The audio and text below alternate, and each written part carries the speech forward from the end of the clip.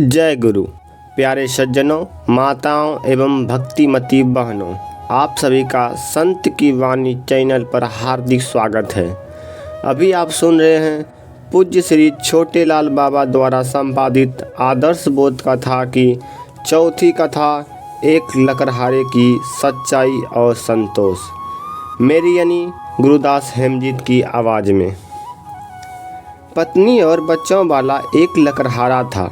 वह बहुत गरीब था, परंतु उसमें सच्चाई और संतोष कूट कूट कर भरा हुआ था।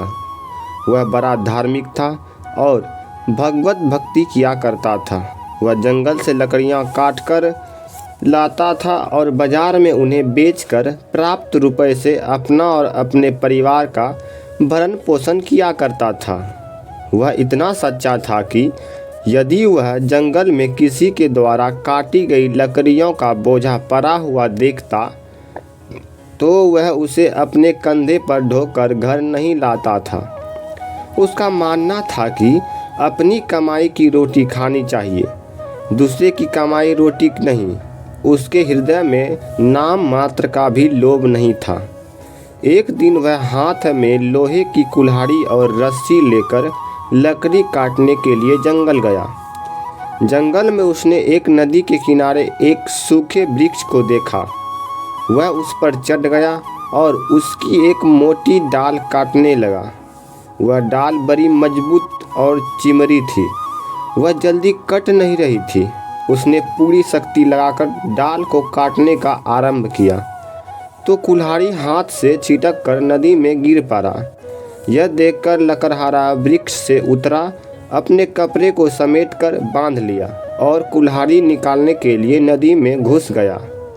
जिस स्थान पर कुल्हाड़ी गिरी थी उस स्थान पर उसने कई बार डुबकी लगा कर खोजा, परंतु कुल्हाड़ी नहीं मिली। वह निराश होकर नदी से बाहर निकल आया और किनारे आकर चिंतित मुद्रा में बैठ गया तथा सोचने लगा कि मेरी कुल्हाड़ी मेरी जीविका का साधन थी, अब तो वह खो गई। दूसरी कुल्हाड़ी बनवाने में तो रुपए खर्च होंगे और मुझे रुपए की तंगी है, अब मैं क्या करूं? उसी समय उसके पास ब्राह्मण के वेश में इंद्र आए और उन्होंने उससे पूछा कि तुम यहाँ चिंतित क्यों बैठे हुए हो? लकड़हारे ने ब्राह्मण देवता से अपनी समस्या सुनाई। ब्राह्मण देवता ने कहा कि तुम चिंता मत करो, मैं सांस रोककर और डुबकी लगाकर बहुत देर तक जल के नीचे रह सकता हूँ। मैं तुम्हारी कुल्हाड़ी नदी से निकाल देता हूँ। यह कहकर वे वस्त्र समेटकर ब्राह्मण देवता नदी में घुस गए।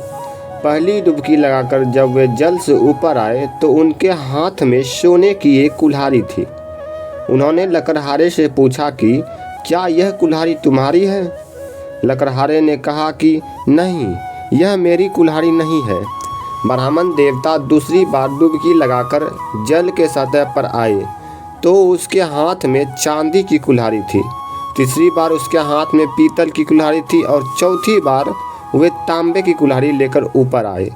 हर बार उन्होंने कुल्हाड़ी दिखाती तो लकड़हारा कहता रहा कि यह मेरी कुल्हाड़ी नहीं है, यह मेरी कुल्हाड़ी नहीं है। जब पांचवी बार ब्राह्मण देवता ने लोहे की कुल्हाड़ी दिखाई तो लकड़हारे ने हाथ बढ़ाते हुए और प्रसन्नतापूर्वक कहा कि हाँ हाँ बाबा, यह मेरी कुल्हाड़ी है। ब्राह्मण देवता लकड़हारे के संतोष वृत्ति पर बड़े प्रसन्न हुए।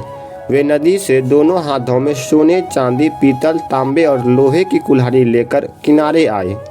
उन्होंने लकड़हारे से कहा कि तुम बड़े संतोषी हो, मैं तुम पर बहुत प्रसन्न हूँ।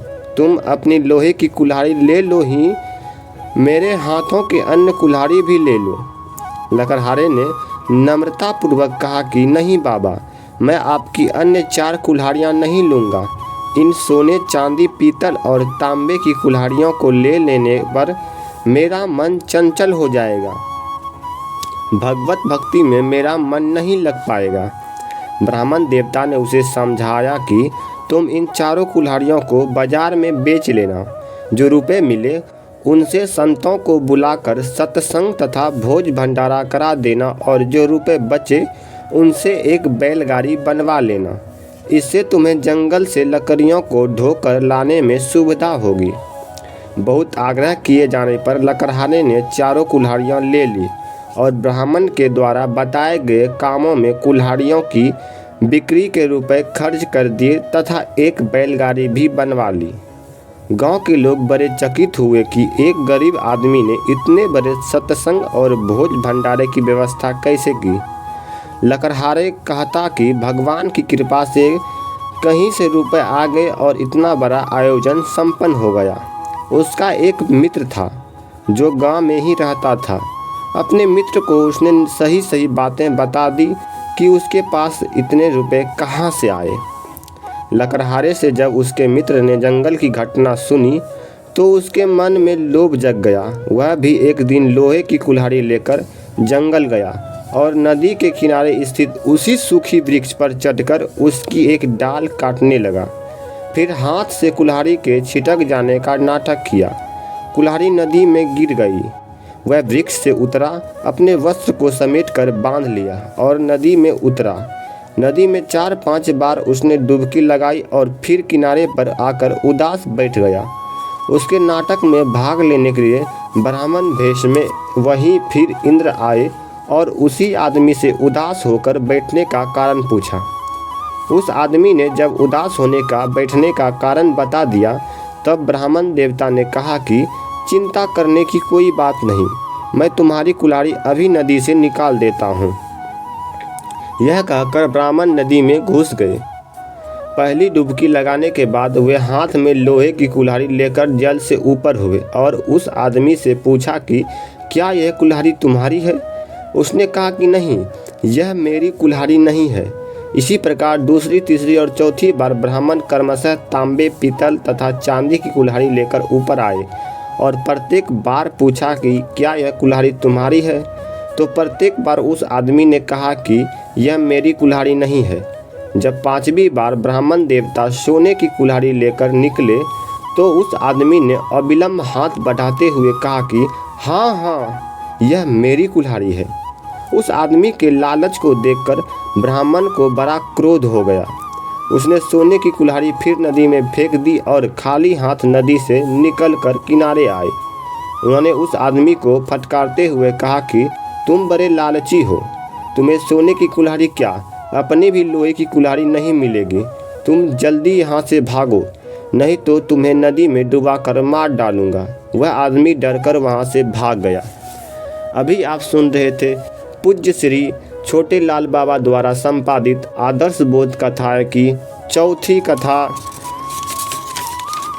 एक लकड़हारे की सच्चाई और संतोष, मेरी यानी गुरुदास हेमजीत की आवाज़ में।